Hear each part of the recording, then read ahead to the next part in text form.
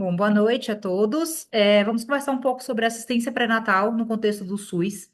Então, esse tema ele é de grande relevância, porque a qualidade da assistência pré-natal é o que vai definir o desfecho desse binômio materno e fetal. Então, eu vou falar um pouco sobre a organização, estrutura e funcionamento do pré-natal no SUS, estratificação de risco gestacional, a dinâmica das consultas e as condutas propriamente ditas. Então, o público-alvo dessa aula é graduação, né? Então, eu sei que tem alunos aqui, mas estou falando também para meus colegas professores, mas que a gente vai dar um enfoque maior na parte das condutas. Então, o que a gente tem disponível atualmente no pré-natal, o último documento realmente organizado do Ministério da Saúde da assistência de pré-natal de risco habitual, baixo risco, foi publicado em 2013 nos cadernos de atenção básica. E esse documento ele já está muito desatualizado, porque quando você vai olhar lá, diabetes gestacional, já mudou todo o protocolo que saiu depois. Então, a minha ideia nessa aula é reunir o que que a gente tem de informações do Ministério da Saúde, da Febrasgo e da Organização Mundial de Saúde sobre assistência pré-natal, porque o Manual de Alto Risco de 2022 ele não aborda a rotina do pré-natal em si, né? Que exames a gente tem que solicitar, como é que a gente vai fazer a suplementação, a orientação dessas pacientes. Então, nessa aula estão reunidas as informações, desses documentos. Então, o pré-natal, a assistência é de grande importância para reduzir morbimortalidade materna e perinatal e é o principal indicador prognóstico do nascimento. Mas, infelizmente, no Brasil, o acesso ao pré-natal ele ainda não é universal. Cerca de 26% das mulheres, elas não têm acesso ao pré-natal ou têm de maneira inadequada. E os objetivos do pré-natal são o parto de um recém-nascido saudável, sem impacto para a saúde materna, respeitando todos os aspectos psicossociais envolvidos nessa gestação, através também de atividades educativas e preventivas. E aqui a gente propõe uma abordagem centrada na gestante, como a OMS fala, para promover uma experiência positiva dessa assistência pré-natal. Então, todos os aspectos dessa paciente devem ser respeitados e abordados durante o pré-natal. Então, no SUS, a porta de entrada é a atenção primária, é a UBS. Existe o princípio da integralidade. A gente tem que atender aquela paciente a todas as suas necessidades. E muitas vezes, para cumprir esse princípio da integralidade, a gente precisa de ajuda de outras redes assistenciais, porque o SUS ele é centrado no município. Então, muitas vezes, essa paciente, o município que ela está, não dispõe de todos os recursos que ela precisa. Então, a gente precisa ter uma rede referenciada, mandar essa paciente para serviços de média e alta complexidade, se necessários, né, serviços de urgência e emergência. Isso vai funcionar através de um sistema de pactuação entre os municípios, através da referência e contra-referência. Então, a paciente ela vai buscar o atendimento que ela precisa em um outro município e depois retornar ao seu município de origem. E para ilustrar essa aula, eu trouxe um caso clínico. Então, nós vamos conhecer a nossa paciente. Ela se chama Carmen, tem 28 anos e deseja engravidar. Então, um caso clínico ilustrativo, fictício. E aí a gente se pergunta, ué, essa paciente, tô falando de pré-natal, mas ela não tá nem grávida ainda, porque na verdade a assistência pré-natal ideal, ela tem que começar antes mesmo da gestação, através da avaliação pré-concepcional. Então a ideia aqui é promover um planejamento reprodutivo para que essa paciente tenha autonomia para planejar suas gestações. Então a gente vai orientar em relação ao controle do seu ciclo menstrual, a ela ter um intervalo interpartal adequado. Nós vamos identificar possíveis fatores que possam complicar uma gestação. Então, neste momento, identificar esses fatores de risco, incluindo risco ambiental e ocupacional. Vamos avaliar o estilo de vida dessa mulher. Então, orientar a cessação do tabagismo, do uso de álcool ou de outras drogas, orientação nutricional, promover atividade física, atualizar o calendário vacinal e tudo isso para garantir que essa gestação ocorra no melhor momento de saúde possível. Então, aqui a gente vai incluir também compensar doenças crônicas e trocar medicações que eventualmente sejam contraindicadas no período gestacional.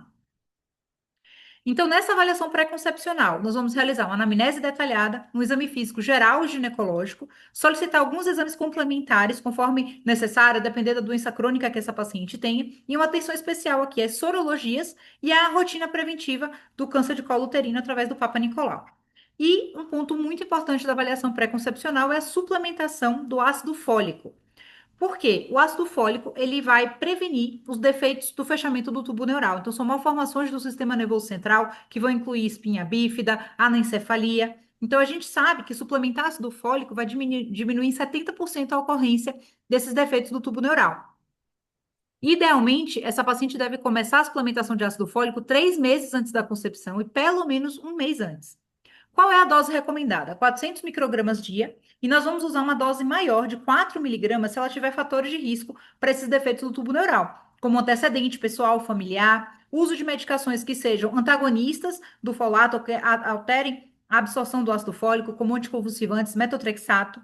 Se ela for diabética em uso de insulina, veja que se ela tiver um IMC acima de 35, também ela tem indicação da dose maior do ácido fólico, síndromes desabsortivas e as mutações da metiltetraidrofolato redutase, que é a enzima que converte o ácido fólico na sua forma ativa, que é o metilfolato. E aqui eu aproveito para fazer um parêntese em relação a um tema bastante polêmico, que é a moda do metilfolato, tá? Então, o que que a gente tem hoje? Muita gente dizendo que está antiquado prescrever ácido fólico, que o atual agora é prescrever metilfolato, porque vamos dar a formativa já pronta, porque uma grande parcela da população tem a mutação da MTHFR, mas assim, cuidado. O que a gente vê muito em ciência, né, em evidências científicas é tudo muito bonito quando a gente fala do mecanismo possível, na teoria. Então, é claro que faz todo sentido. Eu vou oferecer a forma já convertida, porque está resolvido aqui o problema da paciente que tiver a mutação da enzima. Mas eu gostaria de falar para vocês o seguinte: não existem ainda estudos que mostrem que o metilfolato tem a mesma eficácia do ácido fólico para diminuição de defeitos do tubo neural. Então, a gente está na mão com algo que está muito estabelecido, está muito comprovado, que diminui muito a ocorrência desses defeitos, que é o ácido fólico. E no momento que a gente tem uma nova droga para substituir, a gente precisa de estudos robustos que demonstrem a não inferioridade, ou seja, eu não vou piorar o meu resultado, porque às vezes é muito bonito ali in vitro, né? Muito bonito ali no mecanismo proposto, teórico, mas a gente precisa ainda de estudos e não temos evidência atual suficiente. Então, isso é polêmico, porque é muito difícil convencer isso, porque houve um marketing muito grande. As pessoas estão por aí falando que é desatualizado para escrever ácido fólico, que tem que ser o metilfolato, mas, gente, não tem ainda estudo comprovando isso, tá? Então, eu gosto muito de reforçar essa parte. Mas vamos adiante. Então, nossa paciente Carmen, ela retornou com resultados de exame sem alterações, ela começou as mudanças do estilo de vida e o uso do ácido fólico. E 6 meses depois, ela procurou o OBS, referindo atraso menstrual de 20 dias e um teste de gravidez positivo. E aqui a gente tem os 10 passos para o pré-natal de qualidade na atenção básica. Então, o ideal é uma captação precoce, iniciar o pré-natal ainda no primeiro trimestre, garantir todos os recursos necessários para atender essa paciente, então recursos humanos, físicos, materiais e técnicos, garantir que todos os exames sejam solicitados, realizados e avaliados em tempo oportuno. Então, a gente sabe que existem muitas limitações logísticas e a gente sabe que os exames do pré-natal têm janelas específicas para sua realização, então isso tem que ser garantido a essas pacientes. Promover rodas de gestante, que são espaços de escuta ativa para promover um cuidado além do cuidado biológico. Garantir o transporte público gratuito para o atendimento. E aqui eu reforço, no nosso ambulatório, nós temos o folheto do Mãe Paulistana para a gente preencher, para que ela consiga carregar o seu cartão com as passagens gratuitas. Então, vamos lembrar de abordar isso na consulta, para garantir o transporte público para o atendimento pré-natal. Encaminhar o parceiro para o pré-natal do parceiro, então aqui é a janela de oportunidade para cuidar também da saúde desse parceiro. Garantir o acesso à referência especializada quando for necessário, abordar plano de parto na assistência pré-natal e promover os benefícios do parto fisiológico. Então, a gente está num país que é muito cesarista, existe uma cultura muito forte, então a gente precisa realmente conversar com as pacientes, fazer esse trabalho no pré-natal de orientação sobre o parto vaginal. Garantir uma vinculação, então ela tem que saber qual é a sua maternidade de referência e, se possível, fazer uma visita a essa maternidade antes do momento do parto. E a gestante ela tem que conhecer e exercer os seus direitos. Então, ela tem direito à licença maternidade, ela tem direito a se ausentar do trabalho para ir às consultas. Então, muitas vezes a gente vê que a paciente pede um atestado, fala que vai ser descontado o dia porque ela foi na consulta do pré-natal. Então, a gente precisa garantir que ela conheça esses direitos e também, depois de licença amamentação e a licença maternidade também é garantida em caso de adoção e óbito fetal. A equipe proposta aqui para essa assistência pré-natal no contexto do SUS é uma equipe multidisciplinar e cada um desses profissionais ele tem atribuições específicas. Então, a equipe é composta por um agente comunitário que vai ter uma atenção principalmente em relação à educação e saúde, identificação de riscos, auxiliar técnico de enfermagem para administrar medicações, aferir sinais vitais, também atividades educativas. O profissional de enfermagem na assistência no SUS pode fazer uma consulta pré-natal de risco habitual e solicitar os exames, inclusive, de acordo com os protocolos, e realizar os testes rápidos no momento do primeiro abordagem, primeiro atendimento daquelas pacientes. O médico aqui pode ficar mais num papel de atender intercorrências, encaminhamentos e principalmente o pré-natal de alto risco. e o cirurgião dentista vai garantir a saúde bucal dessa gestante. Com relação à classificação de risco gestacional, é um processo dinâmico, então a gente tem que realizar a classificação de risco em cada consulta, mantendo uma vigilância contínua dessa paciente. E a gente tem que conhecer os critérios de encaminhamento ao pré-natal de alto risco. Sempre que a paciente é encaminhada ao alto risco, ela mantém o seu vínculo na atenção primária, ali a porta de entrada é o vínculo. Então, veja que no nosso ambulatório, quando a gente está atendendo no pré-natal de alto risco, elas também estão passando em consulta na UBS. E quais são as situações que indicam encaminhamento ao alto risco? E atenção, nem toda situação que implique em maior risco gestacional é necessário que essa paciente seja acompanhada no pré-natal de alto risco. Muitas vezes ela pode ser mantida na atenção primária.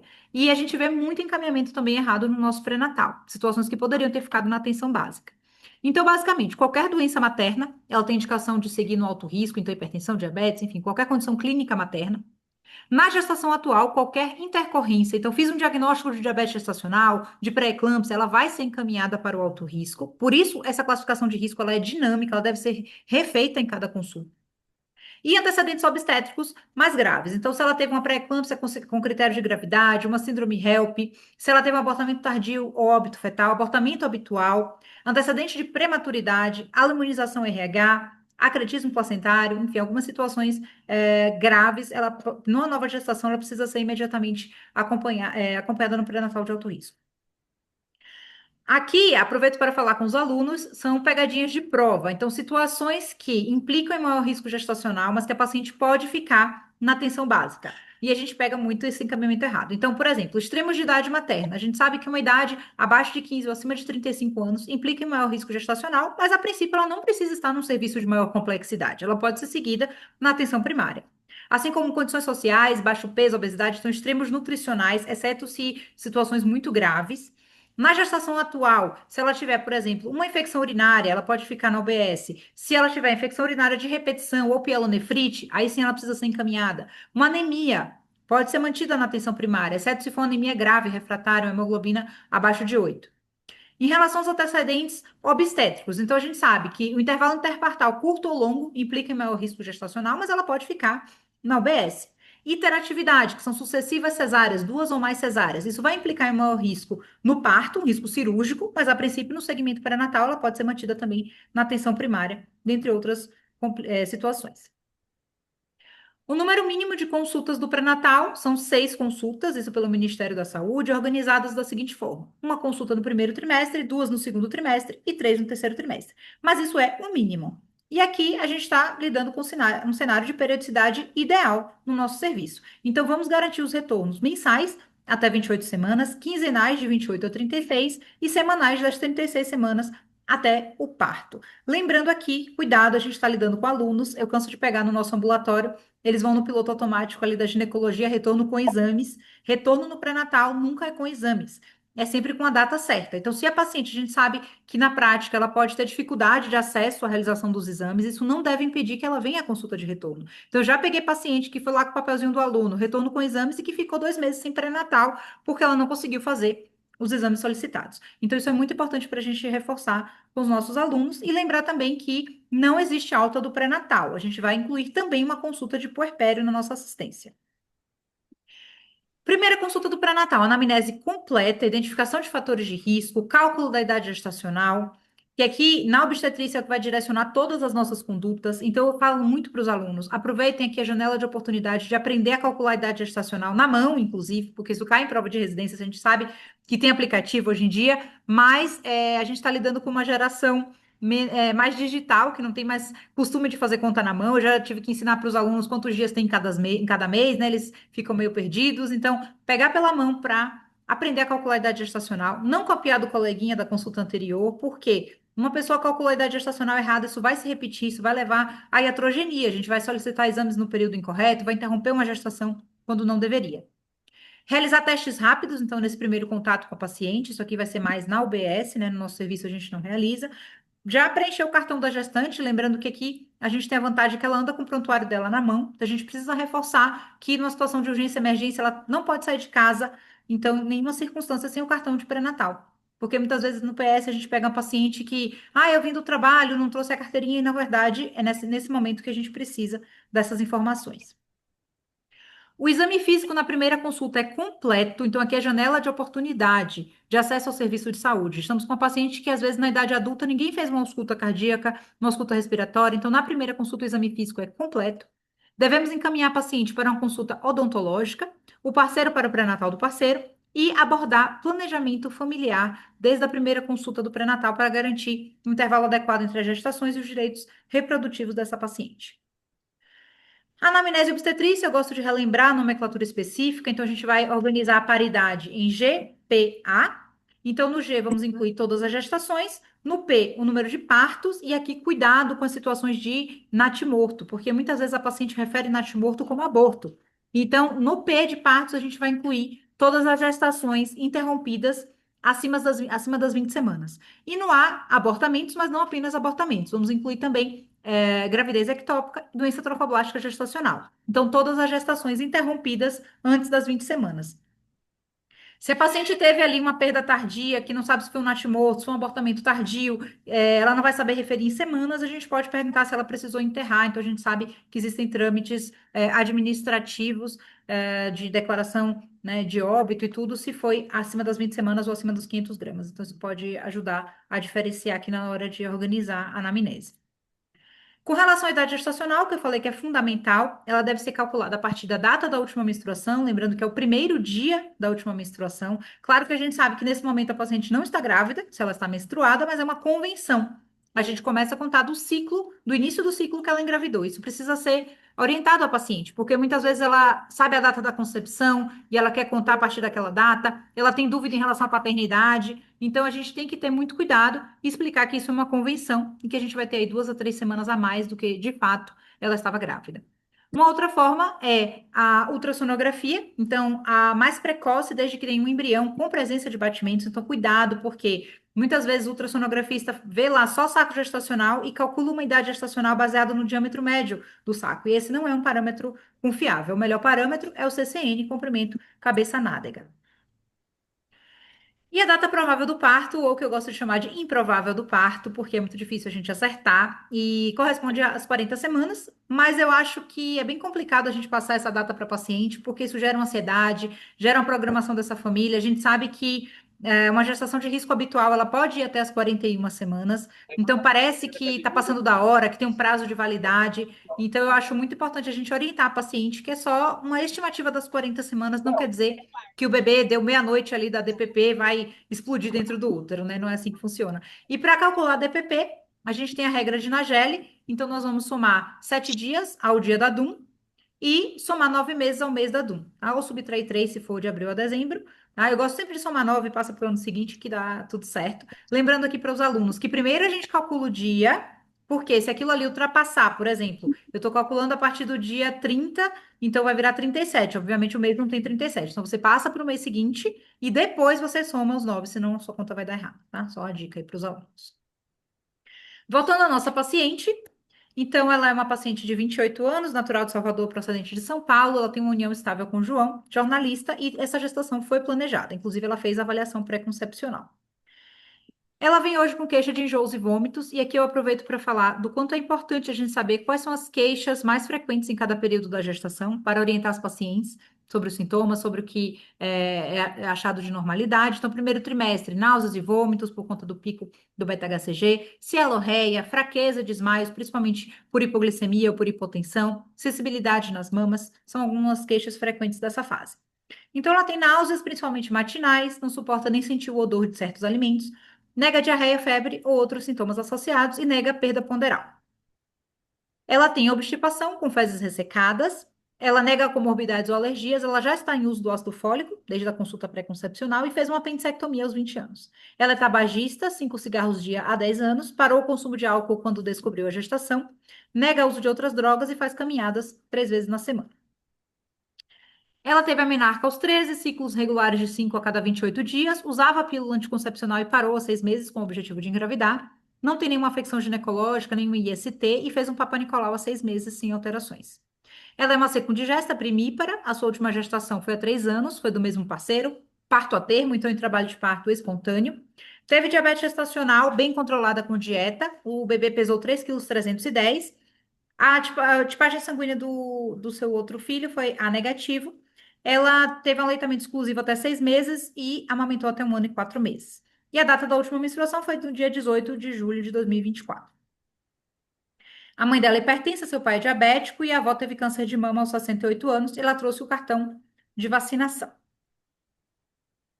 Então, aqui só para relembrar, cálculo da idade gestacional, nós vamos somar quantos dias se passaram da data da última menstruação até a data da consulta. Essa consulta do primeiro TRI aconteceu 16 de setembro de 2024. Então, o mês de julho tem 31 dias, né? Menos 18 sobram 13 dias, mais 31 de agosto, mais 16 dias de setembro, que é a data da consulta, somando 60 dias. Para transformar em semanas, divide por 7. Lembrando aqui que a gente não passa vírgula nessa conta, a gente deixa o resto, que seriam os dias. Então, ela tem 8 semanas e 4 dias aqui na data da consulta. E a data improvável do parto, 18 de julho de 2024, com a regra de Nageli, né? Soma 7 e subtrai 3, ou soma 9 e passar para o ano seguinte, 25 de abril de 2025. Exame físico na primeira consulta, como eu disse, é completo. Então, vamos fazer exame geral, obstétrico e ginecológico. Com relação ao ganho de peso na gestação para orientar as pacientes, depende do IMC pré-gravídico. Vejam que quanto maior o IMC inicial, menos peso ela deve ganhar nessa gestação. E a gente tem que anotar no cartão o peso inicial. E eu gosto sempre de anotar qual é o ganho ponderal esperado durante a gravidez. Então, no exame físico geral, sem alterações, ela tem um IMC adequado, está normotensa, normocárdica, tireoide sem alterações, ausculta cardíaca e respiratória sem alterações, as mamas também sem alterações, o abdômen flácido indolor e o útero intrapélvico, que é esperado nessa idade gestacional. Ela tem alguns sinais clínicos de gestação, né, como sinal de Jacquemin-Ecluge, né, arroxeamento da vulva e da vagina. Ao toque, o útero ele é amolecido, sinal de Egger, né, discretamente aumentado. Pulso da artéria vaginal palpável ao toque, sinal de Osiander. Ele é o útero aumentado, mas ainda intrapélvico, compatível com a idade gestacional e os membros inferiores sem alterações. Então, para organizar os diagnósticos, nós temos o DOM-DOPA. Então, diagnóstico obstétrico de normalidade. É uma gestação tópica com feto único e vivo. A paridade vai entrar aqui também, então ela é secundigesta primípara. E a idade gestacional, 8 semanas e 4 dias. Diagnóstico obstétrico patológico pregresso, ela teve diabetes gestacional na gestação anterior. Diagnóstico obstétrico patológico atual, até o momento não identificamos nenhum. Diagnóstico ginecológico também não teve. Clínicos cirúrgicos, ela é tabagista e fez uma apendicectomia. E aí eu pergunto a vocês qual é a conduta neste momento. Então, quais são as orientações que a gente tem que fazer para as pacientes aqui no pré-natal, na primeira consulta? Orientação nutricional para garantir uma dieta saudável, um ganho de peso adequado. Promover atividade física, então acabou aquela história que gestante não pode pegar peso, que gestante tem que ficar em repouso. Não existe restrição, tá, em relação à idade gestacional, nem em relação à atividade física. Garantir pelo menos 150 minutos por semana. E a gente sabe que isso vai diminuir risco de diabetes gestacional, vai diminuir risco de pré-eclâmpsia em 40%. Promover atividades educativas abordando os aspectos da gestação, do parto e do puerpério. Tem uma atenção especial aos aspectos emocionais dessa gravidez, então é um período de muitas adaptações, de maior vulnerabilidade devido a essa montanha-russa hormonal que acontece durante a gestação. Orientar o uso de repelente para prevenção de doenças, principalmente dengue, né, doenças transmitidas pelos mosquitos. Uso de protetor solar para evitar o cloasma ou melasma gravídeo.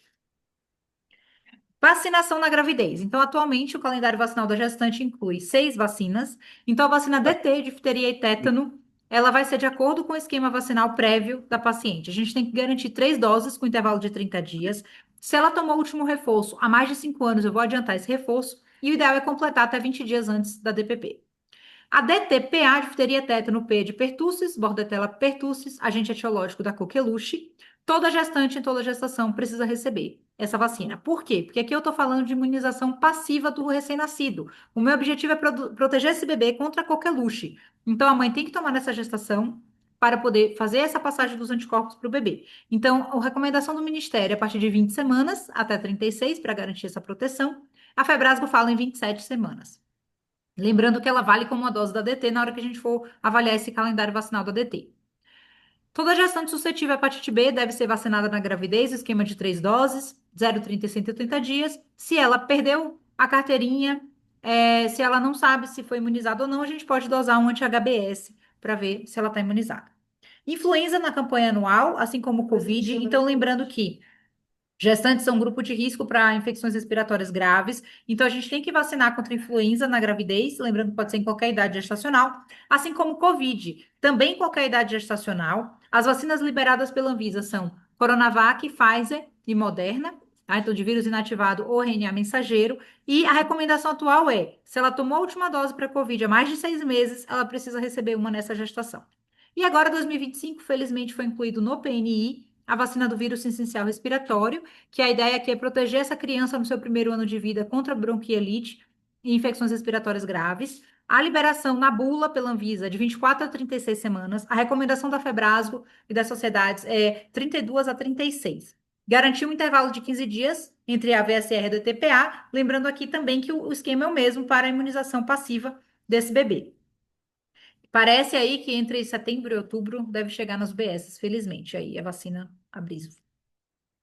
E as vacinas contraindicadas, todas de vírus vivos atenuados, tá? Então, um exemplo clássico é a tríplice viral, sarampo, cachumba e rubéola. Existe um risco teórico de infecção congênita pelo vírus vacinal. Então, se uma mulher de idade reprodutiva recebeu essa vacina, tem que aguardar 30 dias para engravidar. Vacina de dengue, HPV e varicela também são contraindicadas. E situações que a gente vai avaliar a exposição de risco e vai vacinar se necessário. Febre amarela, então, se ela vive numa área endêmica, se está tendo algum surto, e raiva, se ela teve algum acidente de exposição que indica profilaxia. Agora vamos organizar aqui os exames do pré-natal do primeiro trimestre, segundo o Ministério da Saúde. Então, vamos pedir hemograma completo, lembrando aqui dos valores de referência na gestação, pelas modificações do organismo gravídico. Então, gestante, ela é hemodiluída, ela tem aumento do volume plasmático e ela tem também um aumento da massa eritrocitária, mas de maneira desproporcional, resultando em uma anemia dilucional. Então, eu vou considerar anemia na gestante abaixo de 11, diferente da população geral. Eu vou também considerar plaquetopenia abaixo de 100 mil e não de 150 mil. Gestante também pode ter uma leucocitose fisiológica acima, então eu só vou considerar leucocitose acima de 15 mil. Lembrando que no puerpério pode chegar até 29 mil e ser normal. Tipagem sanguínea e fator RH, uma atenção especial a gestantes RH negativo pelo risco de autoimunização, cumbis indireto, se RH negativo, urina 1 e urocultura para rastreamento de bacteriúria assintomática, que as gestantes são uma população que tem indicação de tratamento de bacteriúria assintomática, e esse tratamento diminui o risco de ruptura prematura de membranas ovulares, prematuridade, pielonefrite, sepse, associada aqui a infecções do foco urinário. Sorologias, então HIV, sífilis, toxoplasmose, hepatite B, hepatite C foi incluída no manual em 2022 e HTLV numa portaria do Ministério de 2024. A portaria do Ministério fala, pede um exame de HTLV na gestação, não especifica quando. O manual da Prefeitura de São Paulo recomenda fazer o HTLV no primeiro trimestre. Aqui eu tenho uma crítica pessoal que é, a ideia do HTLV é direcionar a amamentação, né? Então, gestante HTLV positivo tem contraindicação à amamentação. Então, eu pessoalmente acharia mais interessante pedir no terceiro trimestre do que no primeiro, mas o manual da prefeitura, né, a portaria da prefeitura recomenda pedir no primeiro tri. Glicemia de jejum, que é a primeira etapa do rastreamento de diabetes gestacional. Lembrando aqui, gente, que uma glicemia de 92, desde que tenha sido feito o jejum adequado, e jejum adequado é entre 8 e 12 horas, a gestante também não pode estar com mais de 12 horas de jejum, é diagnóstico de diabetes gestacional. E a gente tem muita dificuldade de convencer as UBSs disso, de fazer liberação de insumos, de glicosímetro com a glicemia de jejum para diagnóstico. A gente vê na prática que eles repetem a glicemia de jejum, eles pedem TOTG agora, nesse momento, para paciente que teve uma glicemia de jejum dentro dos parâmetros de diabetes gestacional, e tudo isso é conduta incorreta, tá? Então, uma glicemia entre 92 e 125 é o suficiente para diagnóstico de diabetes gestacional, acima de 125, overt diabetes. Papa Nicolau, aqui ela vai seguir o protocolo padrão de rastreamento pela idade da paciente, então aqui também é janela de oportunidade, ela está gestante, a gente pediu o Papa.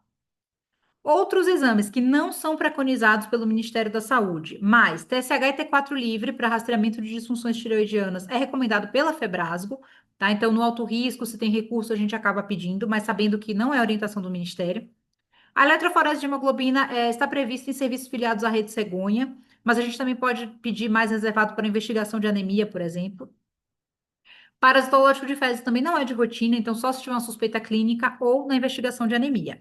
E aqui tema polêmico, rubéola e CMV. Tá? Então, pelo Ministério da Saúde, não há recomendação de fazer sorologia nem para rubéola, nem para CMV. Então, vamos pensar o seguinte: aqui não vai mudar a conduta, então a rubéola ela já está erradicada, felizmente, né? Aqui o Ministério fala assim, pode até pedir uma IgG para orientar a vacinação no puerpério se você não sabe se essa paciente foi vacinada ou não. Tá? CMV, a gente sabe que IgG positivo para CMV não confere imunidade, a gente tem reativação de CMV mesmo em imunocompetentes, então a recomendação é não fazer rastreamento. Claro que uma coisa é fazer investigação diagnóstica, tá? Se eu tô com uma suspeita de infecção congênita no ultrassom, aí eu vou rastrear toches e tudo bem, né? Rastrear, vou pedir para fazer o diagnóstico. Mas rastreamento para o baixo risco, para todas, isso é muito questionável, mas é recomendado pela Febraso. Então fica aqui a polêmica. Ainda nas polêmicas, as ultrassonografias. Então, segundo a OMS e o Ministério da Saúde, não são exames obrigatórios, devem ser solicitados na impossibilidade de determinar a idade gestacional ou se tiver alguma intercorrência clínica. O Ministério fala, se eu tiver recurso para pedir apenas uma ultrassonografia, eu vou pedir entre 16 e 20 semanas, porque ainda serve, de certa forma, para confirmar a datação dessa gravidez, já dá para ter uma ideia de morfologia e de crescimento fetal. Tá? Então, eu pediria aqui nessa janela. Mas a gente tem uma lei de 2023 que garante às gestantes duas ultrassonografias transvaginais no primeiro TRI e ecocardiograma fetal para todas. Mas a gente sabe que essa não é a nossa realidade no SUS. E a lei, inclusive, fala assim, desde que hajam recursos disponíveis. E a gente sabe que na prática clínica não tem recurso disponível para fazer ecofetal para todo mundo, né? Os pacientes que têm indicação, a gente já fica com dificuldade, né, de acesso ao exame, imagina, universal, né? Mas é importante saber que existe essa lei. Mas vamos pensar aqui numa situação ideal de recursos disponíveis, que no nosso pré-natal de alto risco a gente acaba pedindo, né, as ultrassonografias. O que é que a gente tem de exames? A primeira, lembra que eu falei que no primeiro trimestre o útero é um órgão intrapélvico, então a melhor via de acesso é transvaginal. Então, nessa transvaginal obstétrica inicial, até 11 semanas, ela vai servir para a gente avaliar se a gestação é tópica ou ectópica, se é viável ou evolutiva, se é única ou múltipla e confirmar a idade gestacional, lembrando que o melhor parâmetro é o CCN, comprimento cabeça-nádega. Ainda no primeiro trimestre, temos a morfológica de primeiro TRI, que deve ser realizada nessa janela bem específica, de 11 semanas a 13 semanas e 6 dias, que é quando o feto tem esse CCN, entre 45 e 84. Por quê? Porque o principal marcador biofísico de rastreamento de aneuploidias, que esse é o objetivo, né, desse exame, é a translucência nucal. E essa medida ela foi descrita, né, a curva de normalidade da TN foi medida exatamente nessa janela. Por isso que a gente faz esse exame nesse momento. Além da TN, que é o mais famoso, nós vamos fazer outros marcadores biofísicos, como presença do osso nasal, ducto venoso e refluxo da válvula tricúspide. Aqui também avaliamos, através do Doppler de artérias uterinas, o risco de pré-eclâmpsia. Então, aqui é mais uma realidade de saúde suplementar ou particular, em que a gente dosa também os marcadores e acaba fazendo o score de risco de pré-eclâmpsia para indicar ou não a profilaxia, mas no SUS a gente acaba trabalhando mais com fatores de risco. Em relação à suplementação, então, o que que a gente tem de mudanças aqui, o que que a gente tem de mais atual em relação à suplementação na gravidez? Ácido fólico, a gente já conversou, desde a avaliação pré-concepcional, então, na dose de 400 microgramas dia, né, idealmente 3 meses antes da concepção. Para a prevenção de defeitos do fechamento do tubo neural, eu poderia suspender o ácido fólico no primeiro TRI, mas a recomendação do Ministério é manter até o final da gestação, e aqui não para defeitos do tubo neural, mas sim para prevenção de anemia megaloblástica associada à deficiência de ácido fólico. O ferro, pelo aumento das demandas de ferro da gestação, então produção de hemoglobina, produção de mioglobina para esse feto, reserva sanguínea para perda no parto, eu poderia começar essa suplementação no segundo trimestre.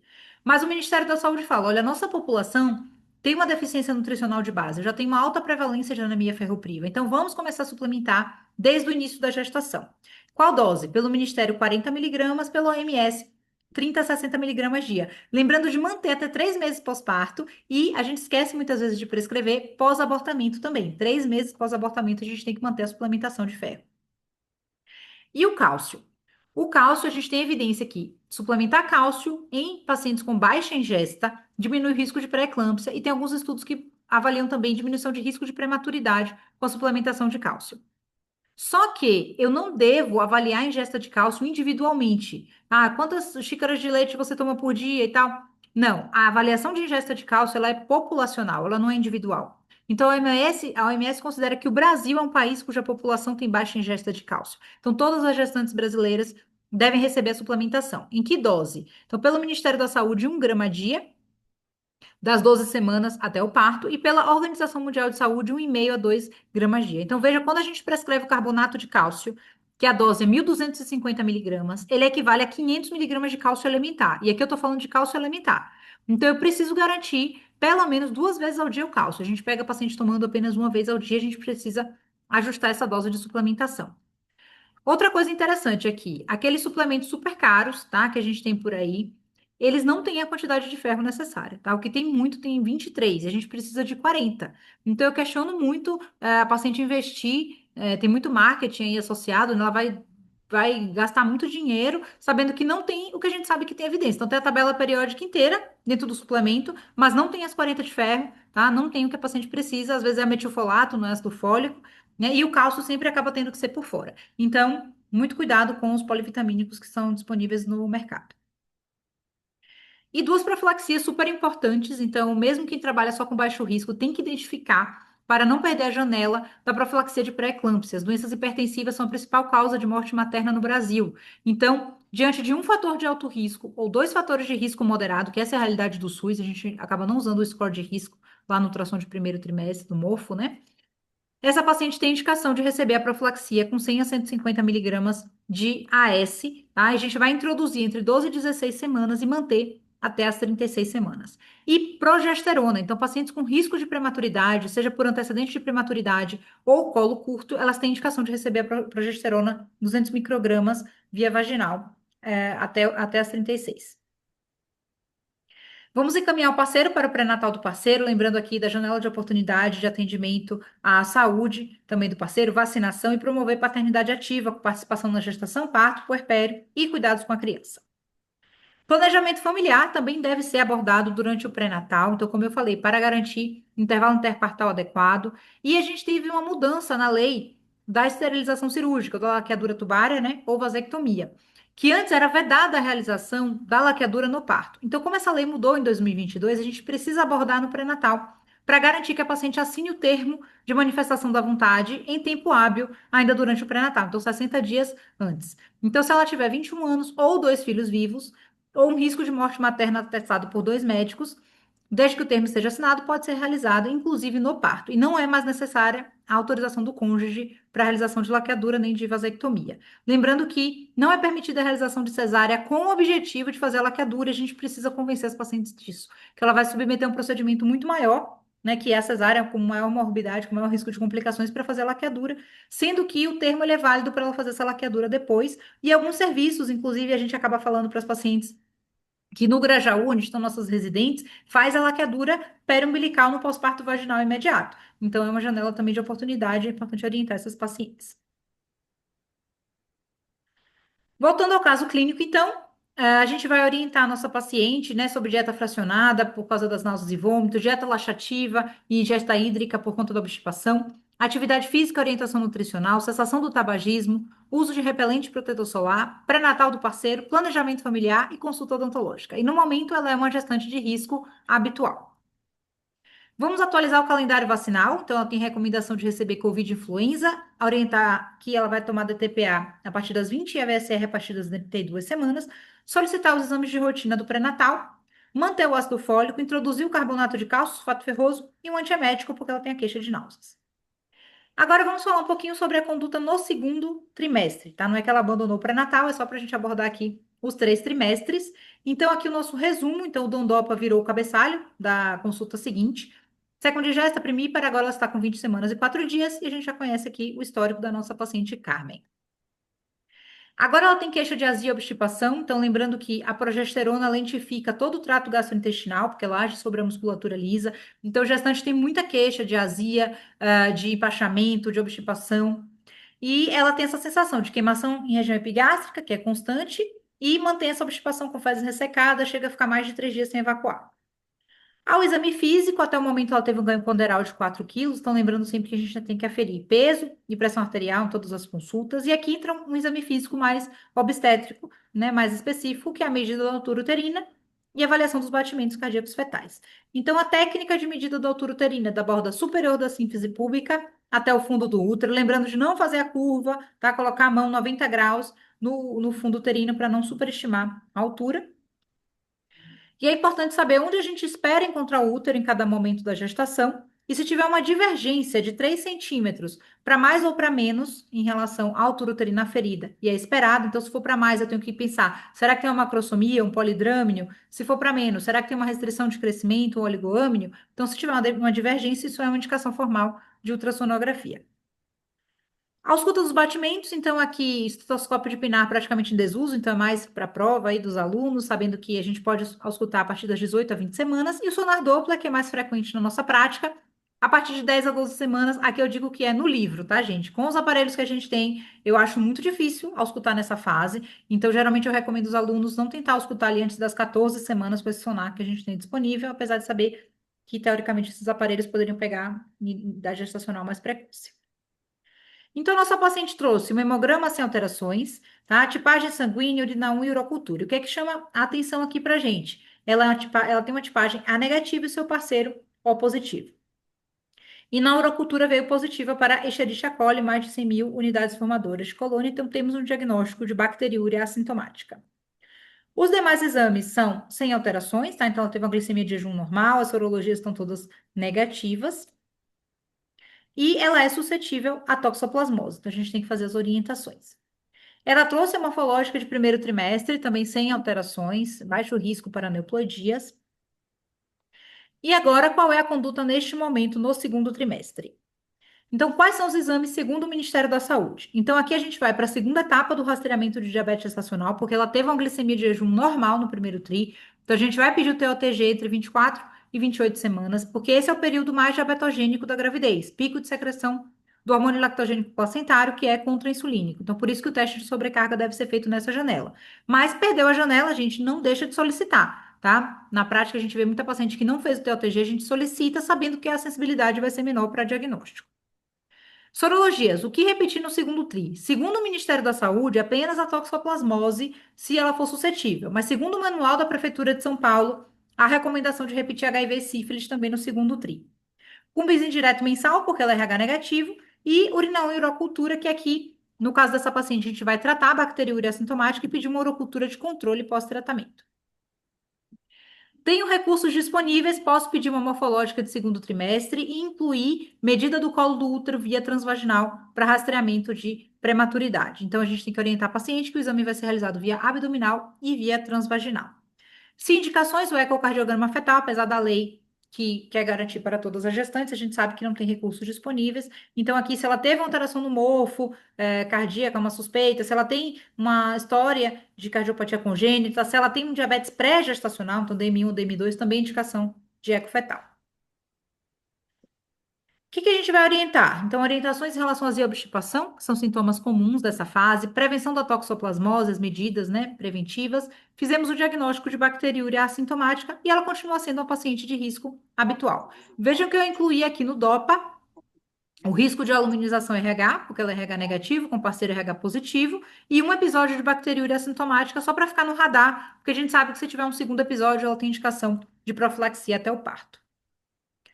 Então, tratamos a bacteriúria com cefalexina por 7 dias, prescrevemos óleo mineral pela obstipação, o hidróxido de magnésio pela azia e a vacina DTPA. Solicitamos os exames de rotina do pré-natal que a gente já discutiu.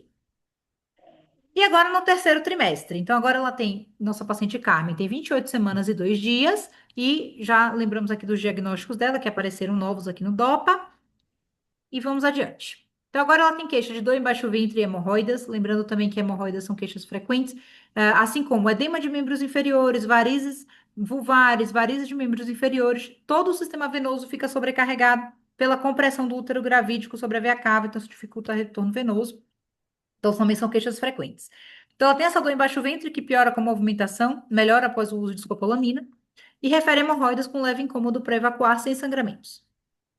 Ao exame físico, até agora ela teve um ganho ponderal de 9 quilos, está normotensa, altura uterina de 28, compatível com a idade gestacional, e o bebê está normocárdico.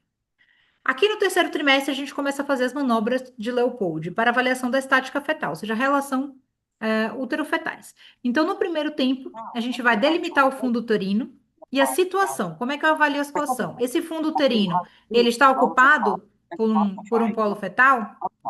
Se ele estiver ocupado, eu tenho uma situação longitudinal.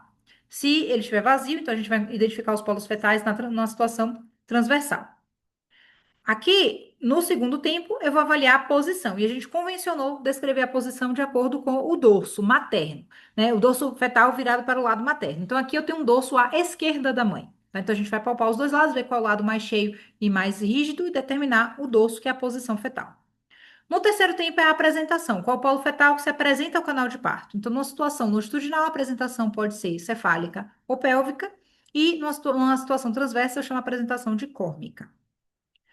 E por último, a insinuação, eu vou avaliar se as escavas estão ocupadas, seja esse feto já está insinuando no canal de parto, mas no pré-natal não é frequente a gente encontrar feto insinuado. Então, é muito importante a realização das manobras de Leopold para definir o meu foco de ausculta fetal. Então, a área cardíaca fetal ela não está exposta, né? O bebê tem uma atitude fletida. Então, o meu foco de ausculta vai ser interescapular fetal, ou seja, no dorso, mais perto da cabeça. Então, se aqui eu tenho situação longitudinal, com dorso à esquerda na apresentação cefálica, meu foco de ausculta é no quadrante inferior esquerdo. Resultados de exames. Então, aqui eu tenho, né, um TOTG sem alterações, o cúmbis indireto segue negativo, ela segue suscetível à toxoplasmose, a urocultura de controle foi negativa. O morfológico de segundo trimestre sem alterações, tá? Crescimento fetal adequado, percentil 48, um colo uterino tamanho normal. E qual é a conduta neste momento no terceiro trimestre? Então, quais são os exames recomendados no terceiro tri? Um hemograma completo, e aqui atenção para a anemia, porque aqui eu estou me aproximando do parto, então ela vai ter a perda sanguínea do parto. Então, cuidado com pacientes que têm anemia nessa fase. Urinão e urocultura de novo. As sorologias, eu vou repetir: HIV, sífilis e toxoplasmose. Hepatite B e C apenas se houve exposição de risco durante a gestação. A cultura para estreptococcus do grupo B. Então, aqui o principal agente de sepse neonatal. Então, uma cultura positiva não implica em nenhuma conduta no pré-natal, tá? Mas ela vai levar esse exame para o parto, para receber a profilaxia quando entrar em trabalho de parto. Em 2022, o Ministério jogou para frente em uma semana a cultura pré-estrepto. Então, mudou para 36 a 37 semanas e 6 dias, porque a gestação de risco habitual pode ir até 41 semanas, e aqui esse exame tem validade de 5 semanas. Podemos solicitar no terceiro TRI uma ultrassonografia obstétrica e aqui uma atenção especial para o crescimento fetal, volume de líquido amniótico, localização da placenta. Doppler apenas em situações de risco de insuficiência placentária, por exemplo, hipertensão, né, alguma doença que curse com risco de insuficiência placentária. Cuidado, alunos, tá? As pacientes perguntam, mas não existe morfológica de terceiro trimestre, tá? De primeiro, de segundo e depois é sempre obstétrica. Vamos elaborar o plano de parto em conjunto com a paciente, então registrar as suas preferências, desejos, expectativas em relação ao parto, explicar quais são eventuais intervenções que podem ser necessárias. Então, a paciente tem que sair daqui orientada. O meu sonho no PS era que as pacientes chegassem na maternidade orientadas em relação ao que vai acontecer no parto, porque a gente pega a paciente assim totalmente perdida porque faltou essa orientação durante a assistência pré-natal. Orientar sempre os sinais de alarme e de trabalho de parto, então ela deve procurar maternidade se tiver contrações rítmicas, perda de líquido, sangramento ou diminuição da movimentação fetal. E avaliação de vitalidade fetal, que no risco habitual deve ser a partir das 40 semanas, a cada 2 a 3 dias, com cardiotocografia e avaliação do líquido amniótico, que seria o perfil simplificado, pelo menos. E no alto risco, essa avaliação de vitalidade ela fica individualizada. Então, a gente orientou a nossa paciente sobre os seus sintomas, sinais de alarme de trabalho de parto. Ela segue uma paciente de risco habitual. Vamos prescrever imunoglobulina anti-RHD a partir das 28 semanas, porque ela é tipagem RH negativo com cumbis indireto negativo. E, gente, uma vez que eu fiz a imunoglobulina, eu não solicito mais cumbis, porque vai positivar o cumbis, tá? Cansei de receber encaminhamento de paciente que vem para o alto risco ou vem para o PS, porque cumbis positivo, sendo que ela já tinha recebido a imunoglobulina. Solicitar os exames de rotina do pré-natal, orientar a vacina, VSR de 32 a 36 semanas. Elaborar o plano de parto e encaminhar a paciente para a vitalidade a partir das 40. E aqui o pré-natal não acabou, tá? Temos a consulta de puerpério. Então, o Ministério recomenda a primeira consulta até o 7º dia pós-parto e uma segunda mais tardia, entre 30 e 40 dias. E a gente tem que pegar todas as informações sobre esse parto, registrar em prontuário. Exame físico direcionado na puérpera, então mucosas por conta da perda sanguínea do parto, avaliar mamas, amamentação, eventuais dificuldades com a amamentação, involução uterina, sutura perineal, ferida operatória, loqueação, membros inferiores, porque o puerpério é o período de maior risco de eventos tromboembólicos. Lembrar de manter a suplementação de ferro até 3 meses pós-parto. Tem uma abordagem dos aspectos sociais e emocionais dessa paciente no puerpério, cuidado aqui com blues puerperal, risco de depressão pós-parto nessa fase, então garantir que essa paciente tenha uma rede de apoio. Corrigir eventuais dificuldades na amamentação, pega e posição, avaliar ganho ponderal desse bebê.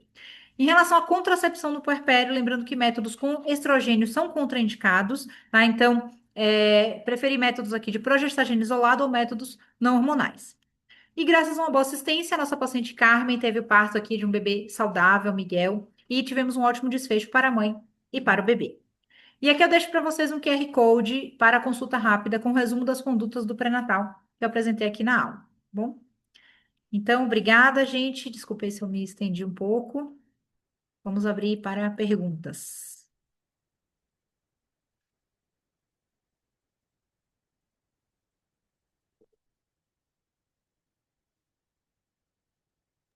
Oi, doutora, boa noite, tudo bem? Oi, Lana, tudo bem? Eu tenho uma dúvida em relação à vacina de hepatite B. Desculpa o barulho aqui, em casa. É, a gente sempre tem que dosar anti-HBs? Não.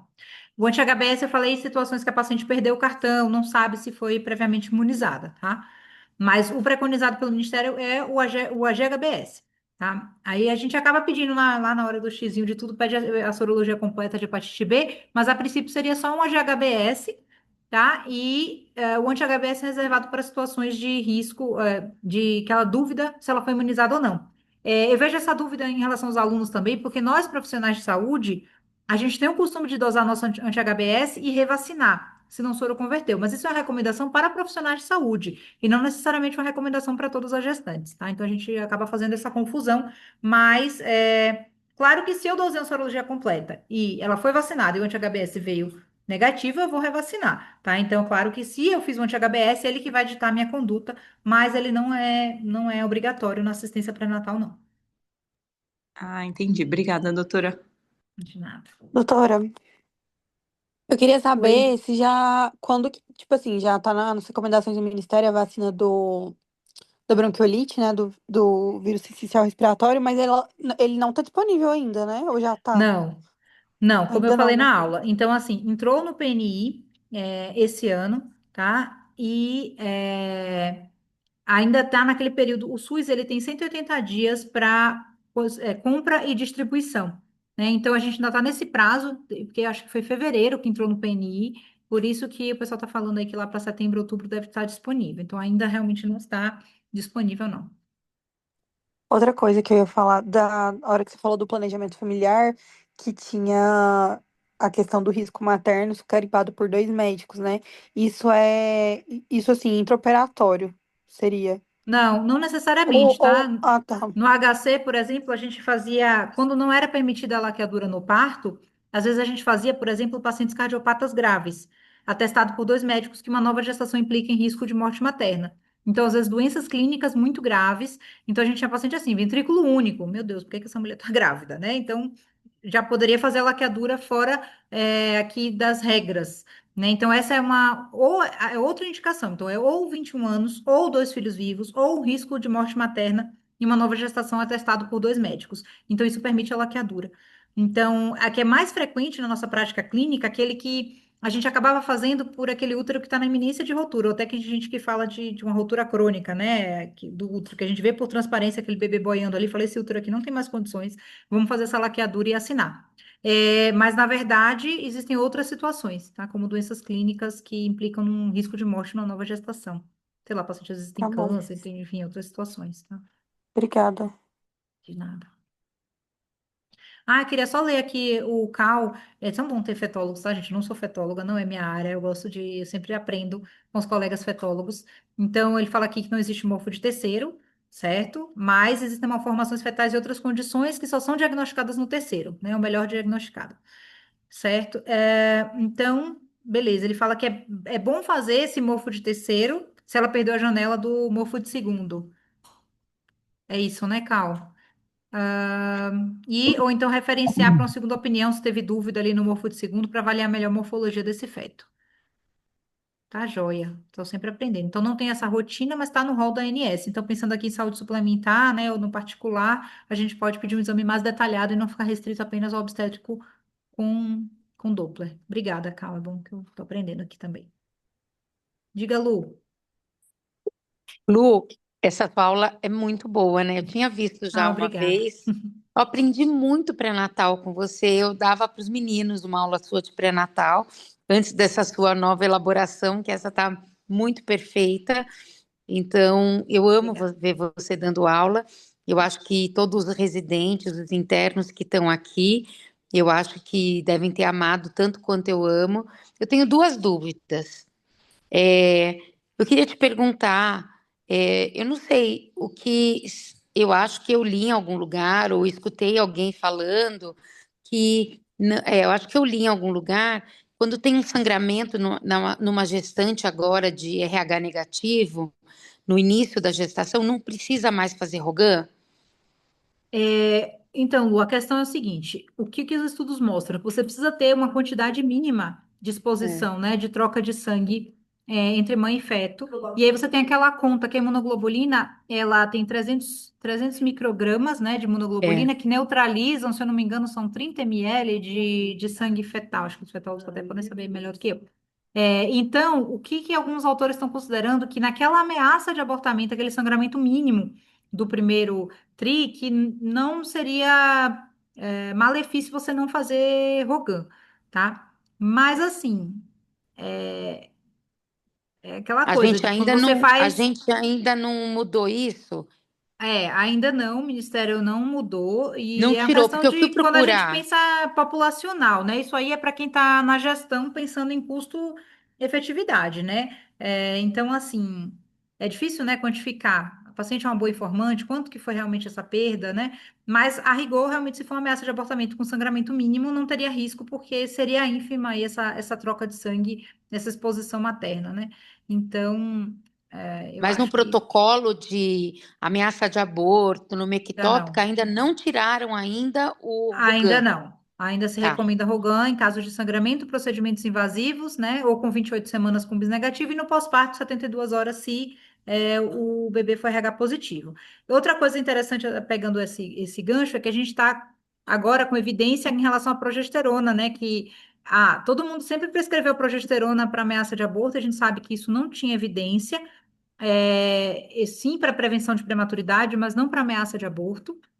Até porque a gente sabe que a principal causa de aborto é genética, então a progesterona não vai interferir em nada, assim como o repouso, a abstinência sexual. Mas o que que tem de evidência agora? Pacientes com abortamento de repetição, então duas ou mais perdas, e sangramento, essas pacientes parecem ter um benefício de receber a progesterona, sim, no primeiro trimestre. Mas isso também não foi ainda acatado pelo Ministério da Saúde, como o enfoque da aula aqui é ministério, mas a gente já está tendo aí algumas evidências nesse sentido. tá. E eu queria te falar uma coisa, olha só. Isso não mudou ainda no Ministério. Isso ainda a gente ainda não tem o rastreamento ainda para o citomegalo, rubéola, ok. A gente ainda não faz para todo mundo. No alto risco a gente costuma pedir citomegalo e rubéola. A gente pede para nossos pacientes no alto risco, né? Mas no Brasil geral não. Mas citomegalo, eu acho que a coisa vai mudar, tá?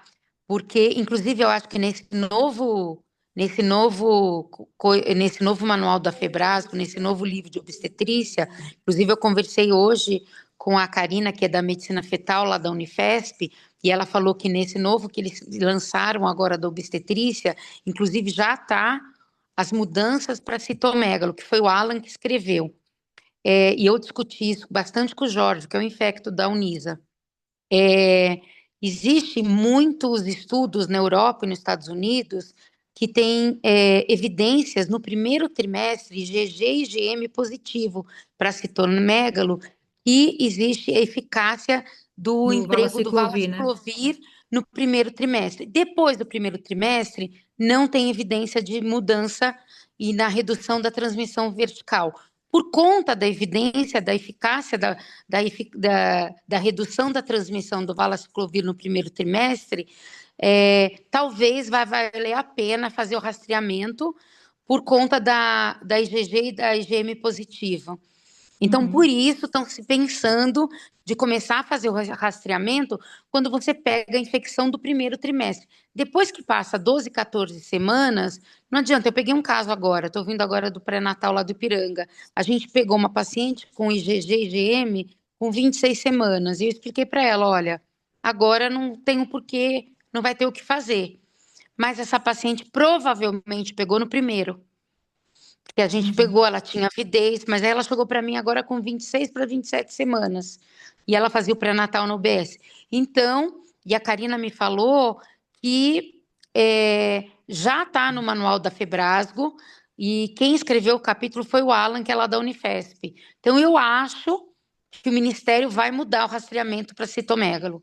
Então, a gente vai ter mudança. Como você falou do citomegalo como rastreamento, como não tinha, então realmente ainda não tem, mas aguardem, que eu acho que vai Vai ficar no mudar. E radar o aí. citomegalo, o citomegalo vai ser incorporado. No momento que a gente Ô, tem algo que muda a conduta, aí sim passa a valer a pena, né, Lu? Como a E evidência do sabe qual é a valaciclovir. dose? E qual é a dose do valaciclovir? São 8 gramas. É muito difícil É. tomar e é muito caro.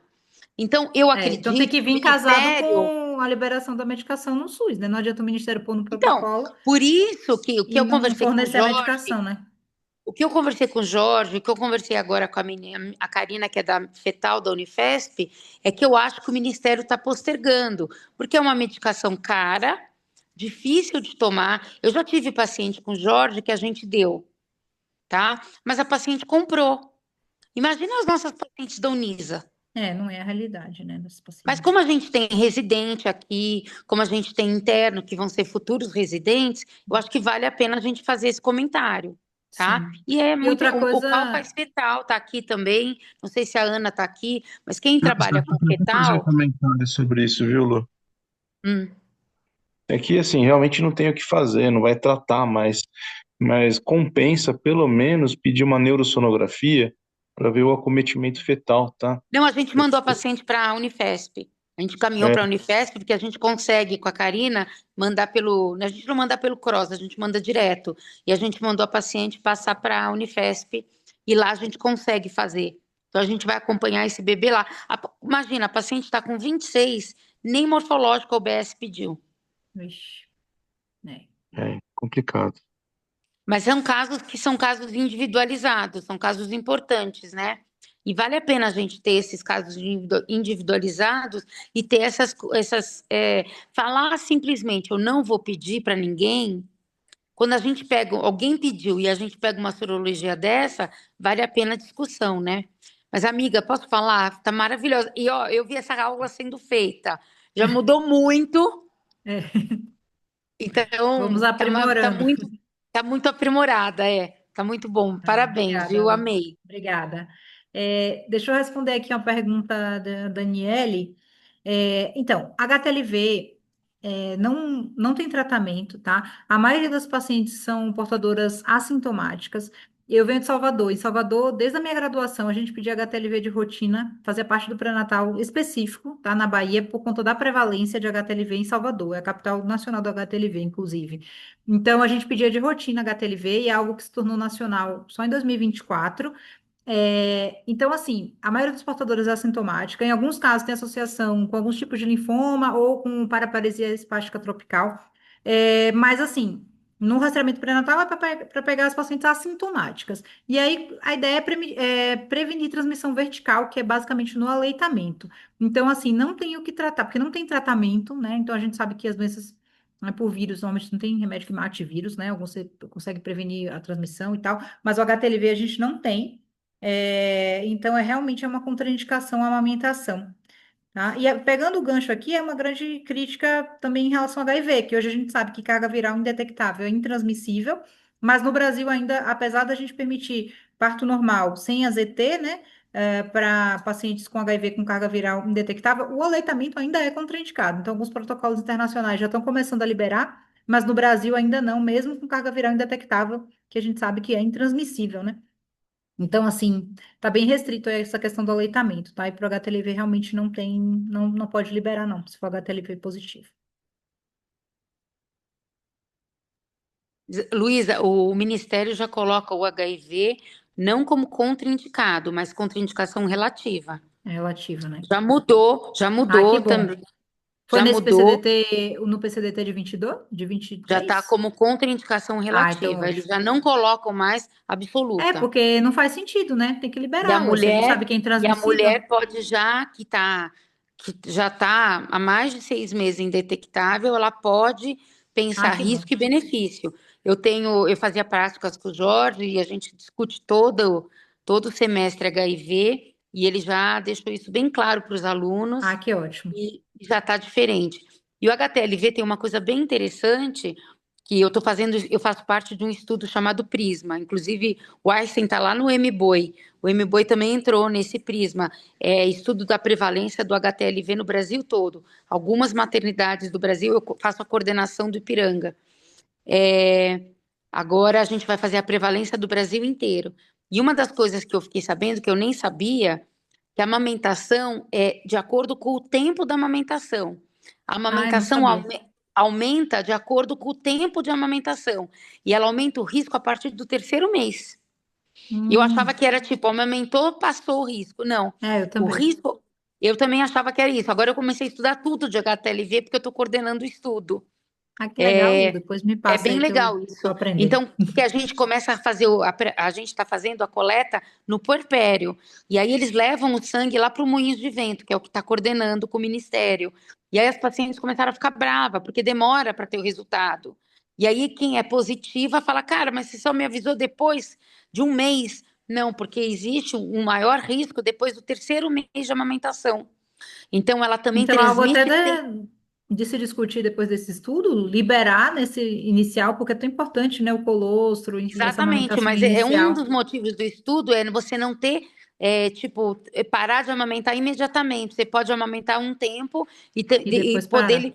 Exatamente. A gente pode até fazer aqui, depois, uma apresentação, fazer uma discussão só de HTLV. Até vou combinar isso com o Legal. Favorete. Boa, Lu. É ótimo, porque tá super, é um tema super atual mesmo, né? Deixa eu responder o Javier, que perguntou em relação à vitamina D. Polêmica, viu, Javier? A Sociedade de Endócrino recomenda suplementar em gestante com a meta, cuidado com as nutricionistas doidas, tá, gente? A meta de vitamina D para gestante pela Sociedade de Endócrino é 30, tá? Suplementar para 30. O que é que a gente tem de evidência? Não é para fazer suplementação semanal, é para fazer dose baixa diária. Então, isso é uma recomendação, é uma contraindicação na gestação a gente fazer aquelas doses mais altas semanais. Então, se for suplementar vitamina D, dose diária, dose mais baixa, então IBA 2.000 unidades por dia, com o alvo de 30. Mas a gente não tem evidência forte em relação a benefício realmente materno-fetal. Então, isso é muito controverso, tanto que não foi acatado ainda assim nos protocolos de obstetrícia, tá? Mas na saúde suplementar em particular, o pessoal acaba dosando, né? Tanto vitamina D quanto B12 e fazendo suplementação. B12 também não tem alvo, né? Não tem muita evidência, qual seria o benefício.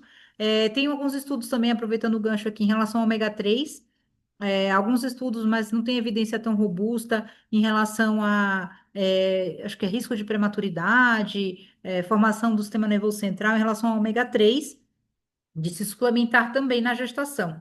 Então, as nutricionistas gostam muito, né? Falam, tem nutricionista que fala também, não sei qual é assim, o grau de evidência disso, mas para redução de risco de blues puerperal, depressão pós-parto, suplementação de ômega 3.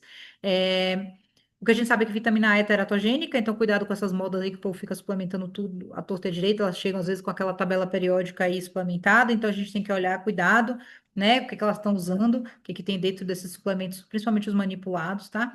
Mas é isso. Qual seria o benefício exato da vitamina D no período gestacional puerperal? Não está muito em evidência. Então, tem essa meta aí de manter 30, mas ainda não temos né?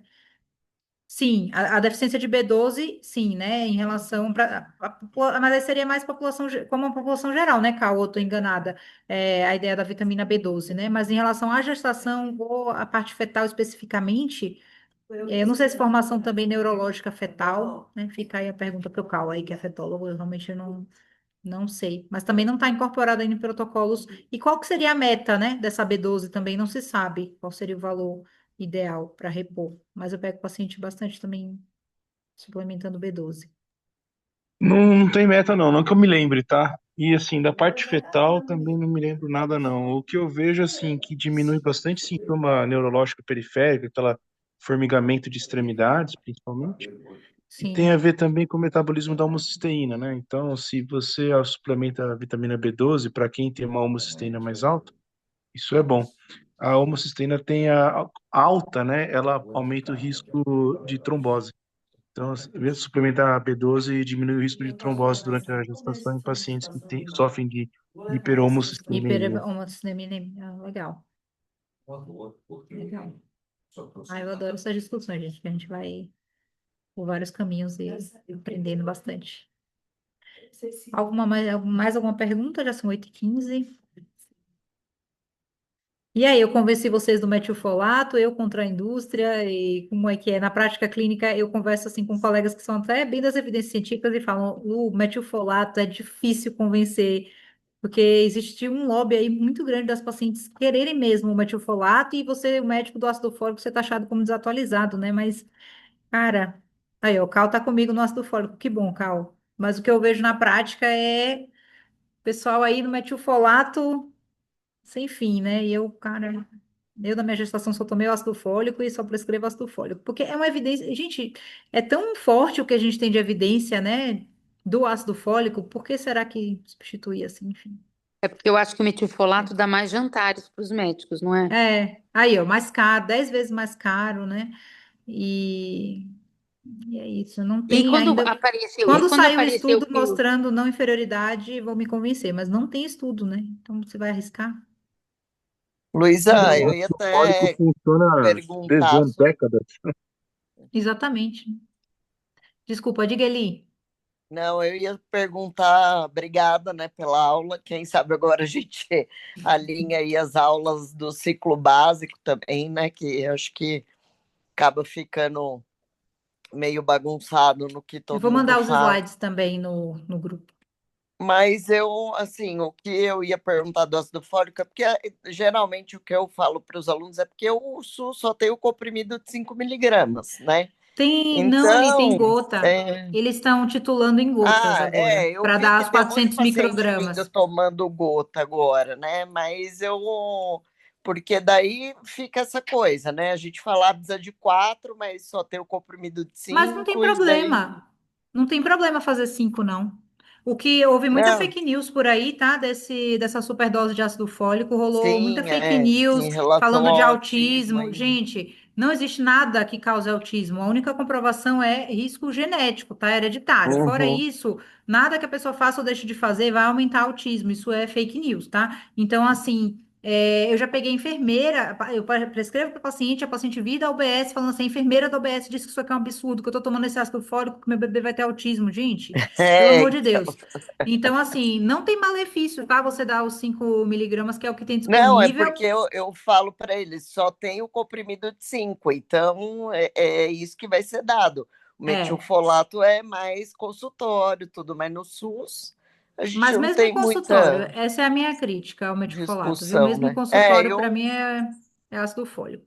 é E é ácido isso, fólico, né? Então e eu eles estão titulando também com gotas. continuo. Com gotas dá para chegar nos 400 microgramas com gotas no SUS mesmo, tá? Nas UBS Sim, tem. eu vi que tem um monte de paciente usando. Tem.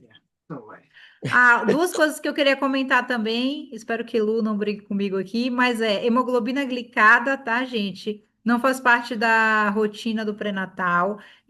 A recomendação não faz parte de nada para rastreamento nem diagnóstico de diabetes gestacional, tá? Hemoglobina glicada. A recomendação é diabetes tipo 1 ou tipo 2 no período periconcepcional, pedir glicada para ver risco de teratogênese pela hiperglicemia, que a gente sabe que uma glicada acima de 6,5 no período da concepção, você pode ter aumento de malformações, principalmente cardíacas, né? Inclusive é indicação de eco fetal. Mas para diabetes gestacional, hemoglobina glicada, não. E colesterol total e frações. Os alunos vêm, eu acho que eles vêm da clínica, sei lá, fazendo os tiques dos exames, né, que pede para todo mundo, e querem pedir para gestantes todas: ureia, creatinina, sódio, potássio, colesterol total e frações. Gente, alterações do metabolismo gravídico, né? A gente tem aumento de colesterol, a gente tem aumento de triglicérides.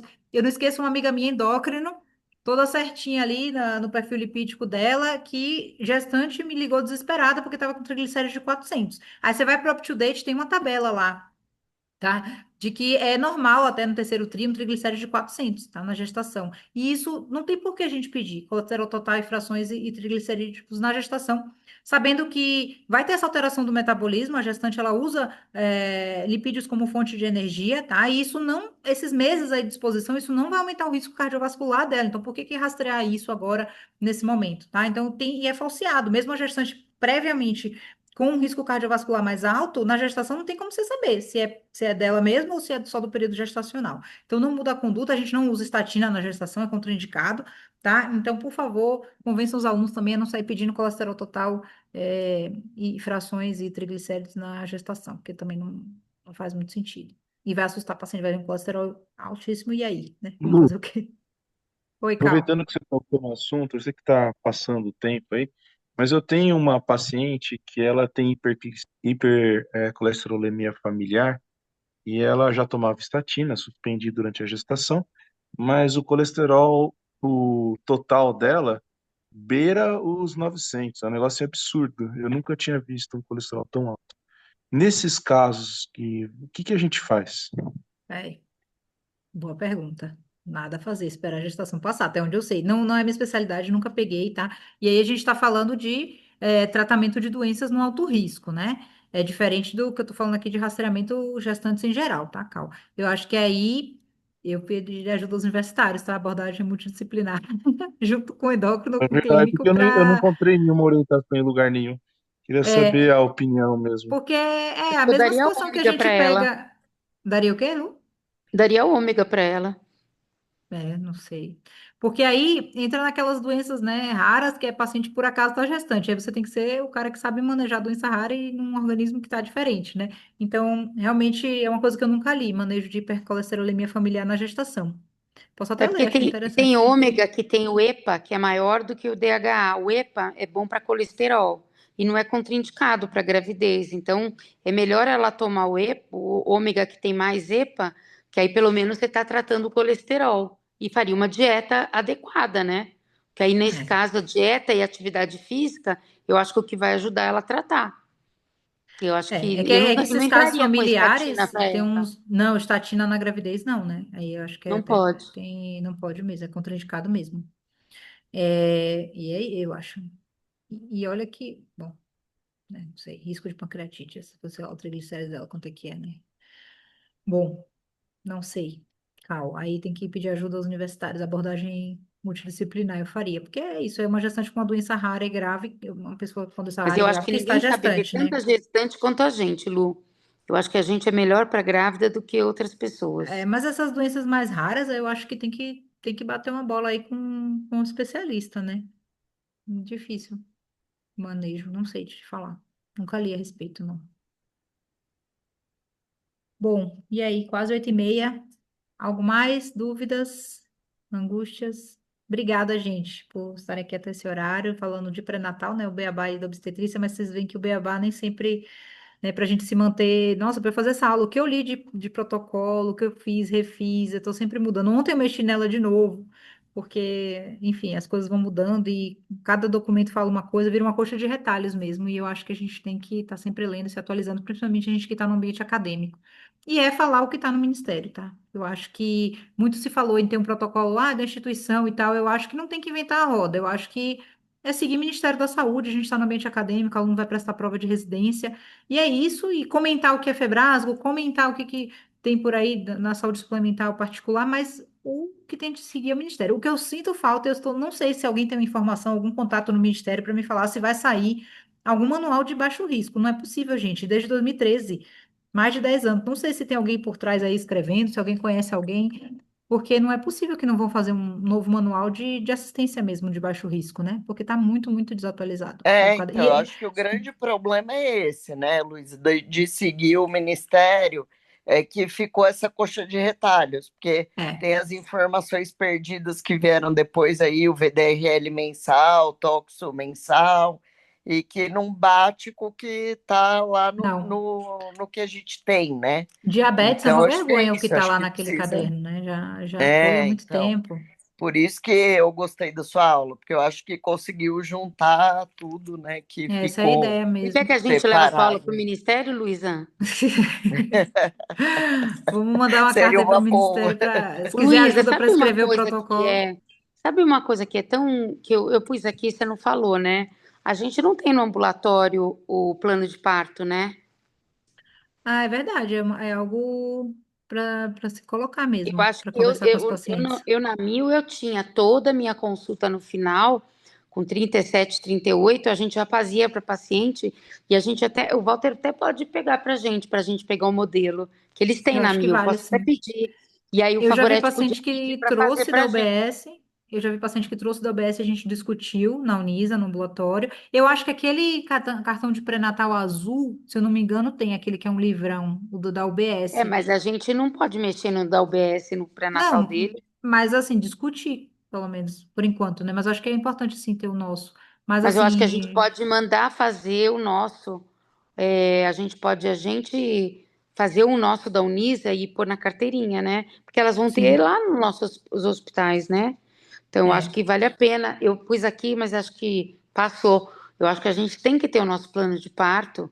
E elas vão para o Grajaú, elas vão para o Parelheiros e elas vão para o Interlagos, né? Que são basicamente a nossa rede. sim, Então, eu acho que isso faz parte do nosso final, né? Então, acho que uma das coisas que você pode, sexta-feira, a gente, o Favorete passa bastante na sexta, na segunda, na quarta, né, Eli? Você tá na segunda também, né? E a gente pode, até uma das coisas para poder discutir na aula com os alunos também, né? sim, Vou mandar acho que mensagem sim. depois para ele, para isso. Tá legal. Obrigada, viu, gente? Foi Bom, muito gente, eu vou bom. encerrar. Muito obrigada, viu? Obrigada a todos. Uma boa noite. Eu vou mandar os slides e esse manual de condutas também no grupo, tá bom? Obrigada, Obrigada, gente. amiga. Boa noite. Tchau. Tchau, tchau.